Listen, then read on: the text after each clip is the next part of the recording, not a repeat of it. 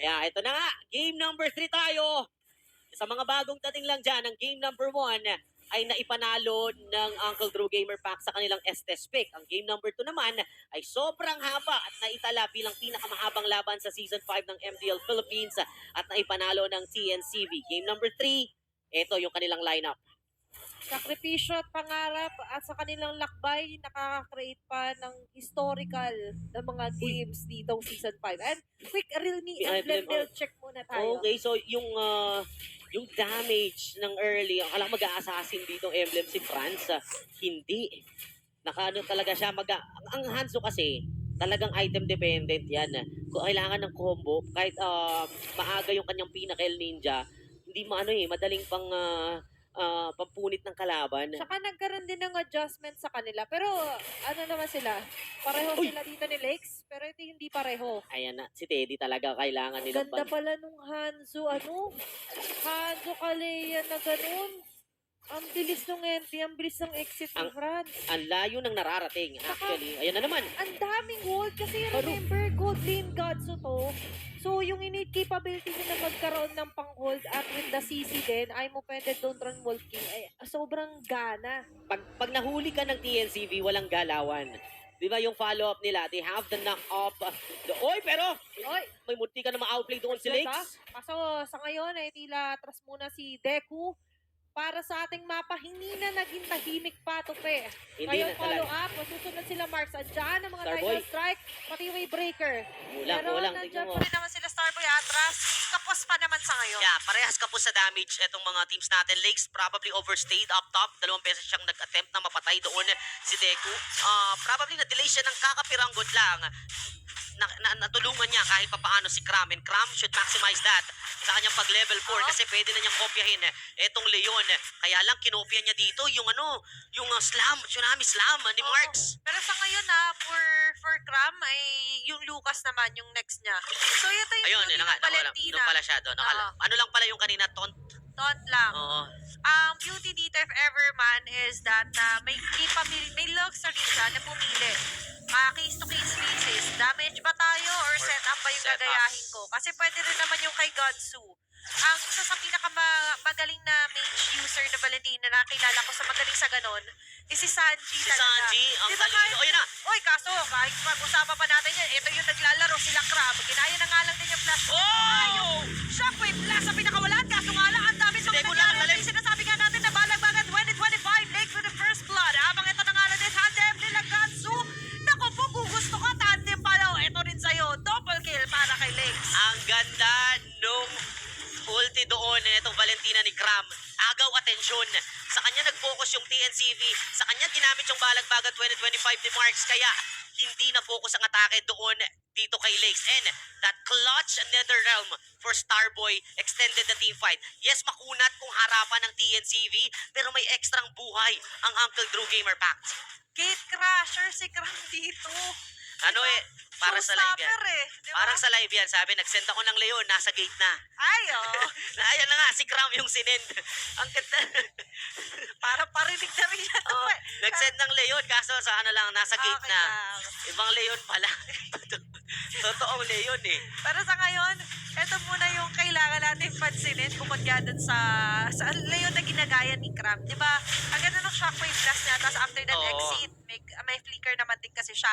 Pero for DNC Voltes, ay tila ba nag-aantay tayo kasi nga for Godsu, more on yung responsibility niya yun ay hati. Kung kanina nung game number 2 ay more on give damage, mag-farm ka lang na mag-farm ngayon, ang dami nga dahil nga isang siyang Ruby nakasalalay din sa kanya, yung pwede nila maging play. Kaso baka masyado kayong nakasalalay sa overall play na nalilimutan nyo yung mga individual play nyo. Yun yung nagiging ngayon, yun yung nagiging challenge dito kay Godso. Kasi total different play style ang kailangan niyang pakita dito. And unlike earlier na kaya niyang sumabay when it comes to mobility dito kay Teddy Cutie, si Teddy Cutie kasi nandyan yung global threat. Pwedeng magstay na lang si Teddy sa baba, tapos SOD na lang papunta doon sa team fight. At yun yung sa tingin ko magpapahirap mamaya. Kumbaga yung mobility ng Link kanina na may threat sa TNCV, yun yung threat ng UDG with this Moskov. Kaso for UDG kasi hindi sila masyado takot. Remember, may Netherrealm sila. Babalik tayo sa part na may pang-reset sila. Apakarami mong ibibigay, apakadami mong possess skills, pero isang Netherrealm lang, kaya na agad ipatapos, di ba? Kayang-kaya na. And ito na naman tayo sa turtle.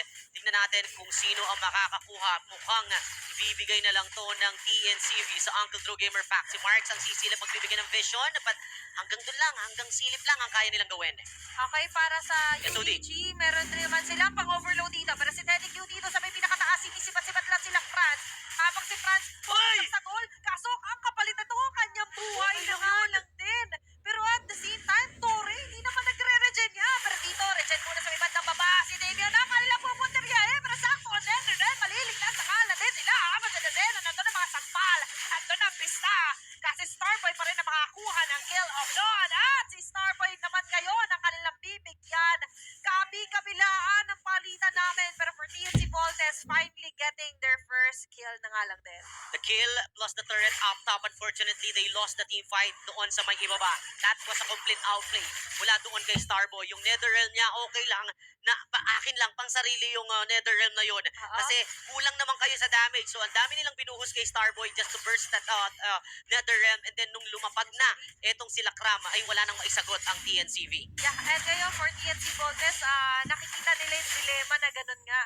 Na ang ganda ng play natin, pero isang reset kay Starboy, Push din sa top. ilan yun, exchange ba dating masasabi yun na lumamang sila? Hindi, kasi nga guys, that is just one kill na nakuha ng TNC Voltes, habang UDG, they're pushing off the lanes as well. Kung kanina sinabi natin, lugi sila kasi Tori yun, di naman nagre-regen.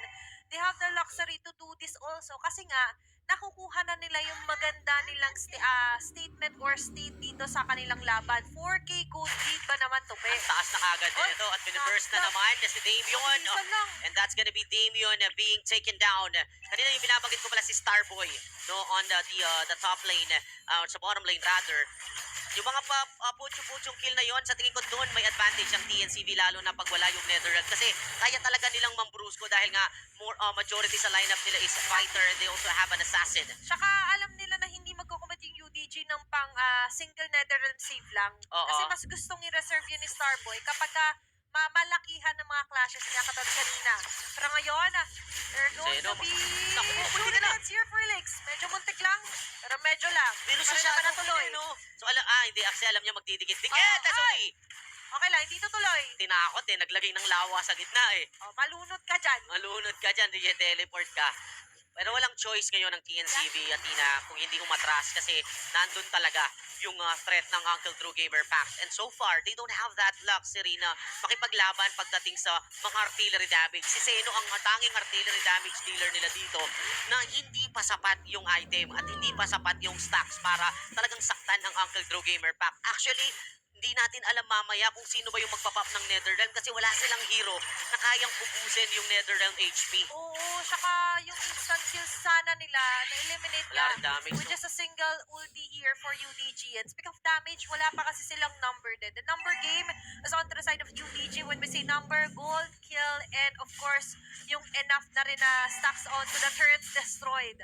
3 straight turtles po, by the way, yung nakuha na ng UDG, which equates to why they are having the upper hand dito sa ating mapa.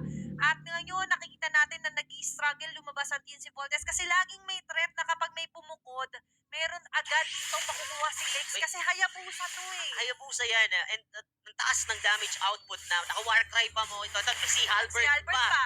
Naku po. Ayun na nga. Parang pressure because of lakes. Yep. Ito na naman tayo sa Naka. Balibagan 2025. Andiyan na nga lang din ulit ang Netherrealm na kontra.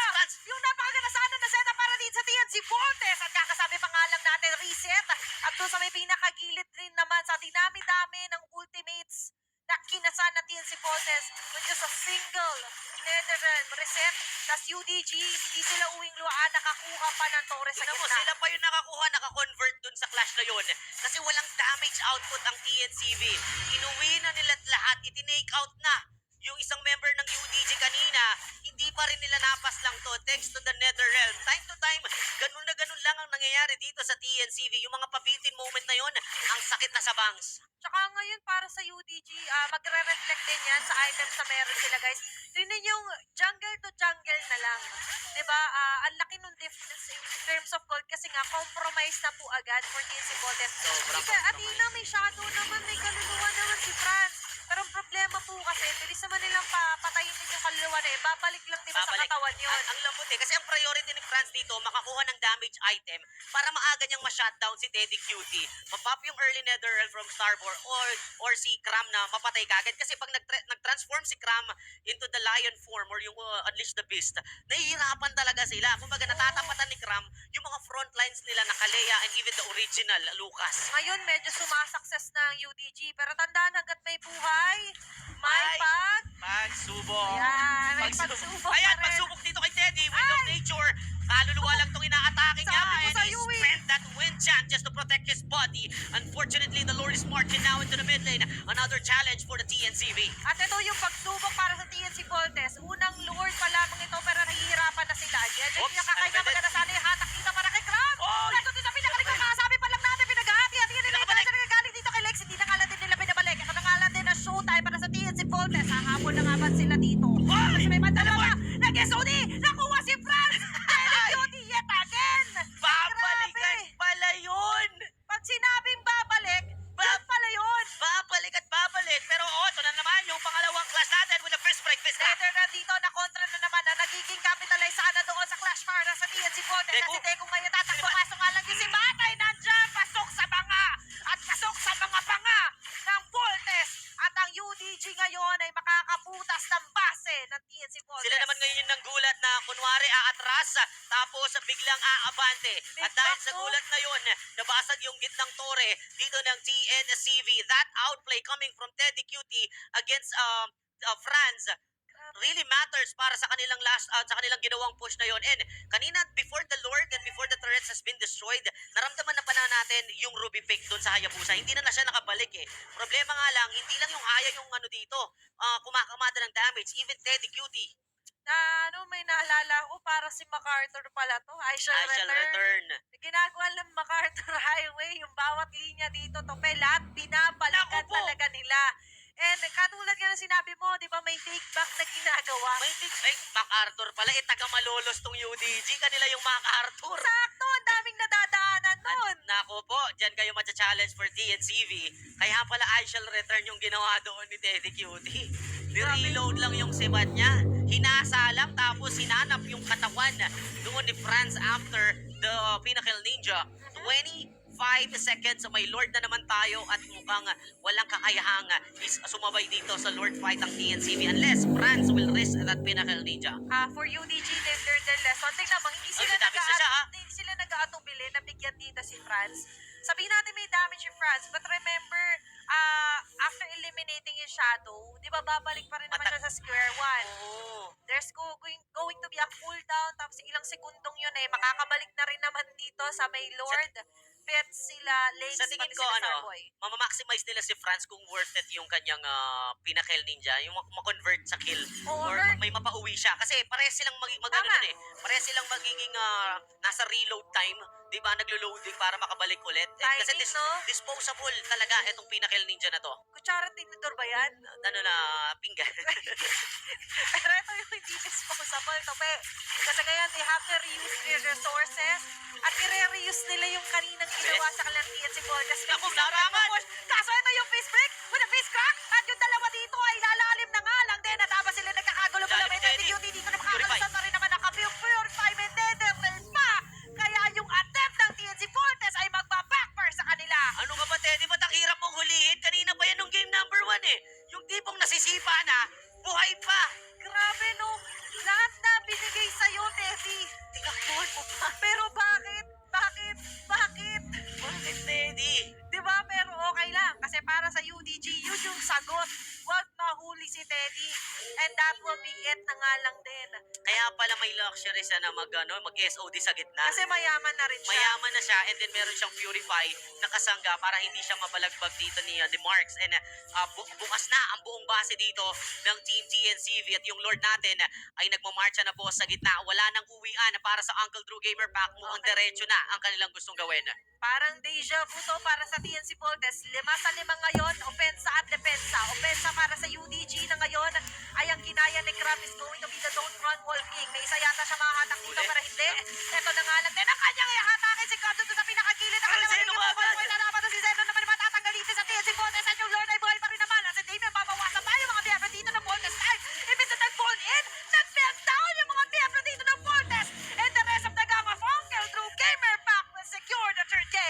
umabot man sa game number 3, UDG pa rin ang tatapos dito sa serye na to. Tinunaw nga nila yung Leon at tinunaw nila ang pag-vault in ng TNCV. That beautiful pick, Valentina, sobrang binago yung naging flow ng laro dito ng Uncle Drew Gamer Fact and Still. The steady game of Teddy Cutie helped the UDG to bounce back and complete